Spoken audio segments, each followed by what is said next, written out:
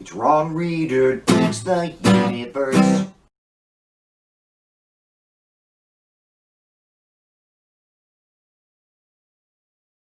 I'm Ron Reader, and this is Ron Reader Digs the Universe. And tonight, Trump's got COVID. Now, there is a lot that I can talk about with this, and indeed, many are talking about this and talking a lot about this. As for myself, I want to focus on a single specific point having to do with how I am hearing and seeing liberals and lefties respond to Trump's illness. There appears to be a lot of knee-jerk sort of have to express sympathy attitude in essays and television punditry. You know, we're all compassionate liberals, so we gotta be decent people about this. Well, let me tell you, expressing any sympathy for Trump, hoping that he recovers, is far from decent. In fact, I would even go so far as to say that it is downright indecent. Let's review the situation, shall we? We are in a civil war, okay?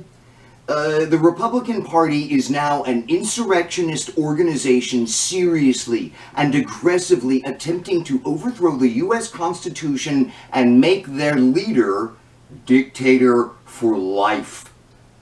We're lucky it's been a relatively cold civil war thus far, with only a very few armed skirmishes here and there, but it's gonna get more violent, mark my words, soon. Meanwhile, Trump and the Republicans have opted for genocide as their official policy response to the pandemic. Not only do they not take COVID seriously, but they are actively engaged in sabotaging any and all efforts to fight the virus. And then there's Trump's lawlessness, blessed by the Republican Senate when they refused to convict him in the impeachment trial. Oh, and don't forget the immigrant concentration camps, complete with systematic child rape and forced hysterectomies. Don't forget the child separations, you know, the federal kidnappings. And don't forget Trump's continued encouragement of white supremacist terrorists. Stand back and stand by now, a Proud Boys t-shirt logo. The Republicans have outdone Jane Fonda by 1,000-fold, by 1,000,000-fold in terms of anti-American rhetoric and action. They are the enemy, and Trump is their leader. His incapacitation, even death, can be nothing but a good thing. Besides, nobody on the left really wishes Trump well. It's all lip service, like back when, support the troops meant support the war.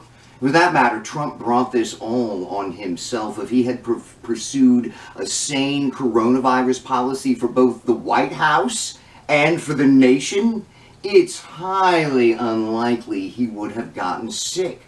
As the shock doctrine author Naomi Klein said last week on Democracy Now!, Trump is essentially the school shooter who shoots up the school and then turns the gun on himself. You know, like anybody should have any sympathy at all for that. Trump is a monster, actively killing Americans and trying to take over. My liberal and lefty friends, be strong about this. Don't be bullied by others or even by yourself into expressing a sentiment in which you do not believe. And, we don't want him assassinated. That is immoral. That kind of thinking erodes the soul. But if Trump dies of coronavirus by his own hand, it's totally awesome. It would save thousands of lives. It would save the republic. No sympathy for Trump. Be happy about this. I sure am. I'm Ron Reeder, and this has been Ron Reeder Digs the Universe. Join me, Ron Reeder, again next week for another episode of Ron Reeder Digs the Universe.